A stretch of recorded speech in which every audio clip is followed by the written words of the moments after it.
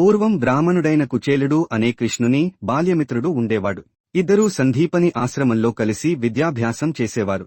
కాలక్రమేణా కృష్ణుడు ద్వారకాధీశుడయ్యాడు. కాని కుచేలుడు మాత్రం తన బ్రాహ్మణ ధర్మాన్ని వదలకుండా పేదరికంలో జీవించేవాడు. కుచేలుడి భార్య తన భర్త గతకాలమిత్రుడైన శ్రీకృష్ణుని దర్శించి కాస్త ధన సహాయం అడగమని సూచించింది. మొదట కుచేలుడు నిరాకరించినా ఆమె అభ్యర్థనతో చివరికి వెళ్లే నిర్ణయం తీసుకున్నాడు.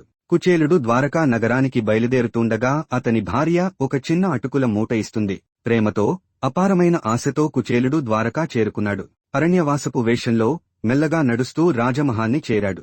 కృష్ణుడు తానే తన స్నేహితుడిని చూసి ఆశ్చర్యపడి పరిగెత్తుకుని వచ్చి తన స్నేహితుని పట్టుకుని హృదయపూర్వకంగా ఆలింగనం చేసుకున్నాడు. కృష్ణుడు అతనిని మహలులోకి ఆహ్వానించాడు. తరువాత శ్రీకృష్ణుడు కుచేలునితో నాకు ఏం తీసుకువచ్చావు అని అడిగాడు. కుచేలుడు సిగ్గుతో తాను తెచ్చిన అటుకుల మూట దాచబోతుండగా శ్రీకృష్ణుడు ఆ అటుకుల మూట తీసుకుని తింటాడు. రెండవసారి మళ్లీ అటుకులు తినబోతుండగా రుక్మిణి స్వామి మీరు మొదటిసారి అటుకులు తిన్నప్పుడే కుచేలునికి సర్వసంపదలు కలిగాయి అని చెబుతుంది. తరువాత కుచేలుడు తిరిగి ఇంటికి వచ్చాడు. కాని అక్కడ ఏదో అద్భుతం జరిగి ఉంది.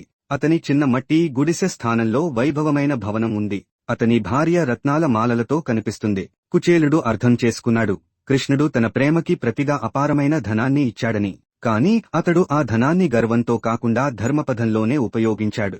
ఈ వీడియో మీకు నచ్చినట్లు అయితే లైక్ చేయండి, షేర్ చేయండి, మా ఛానల్ను సబ్స్క్రైబ్ చేయండి.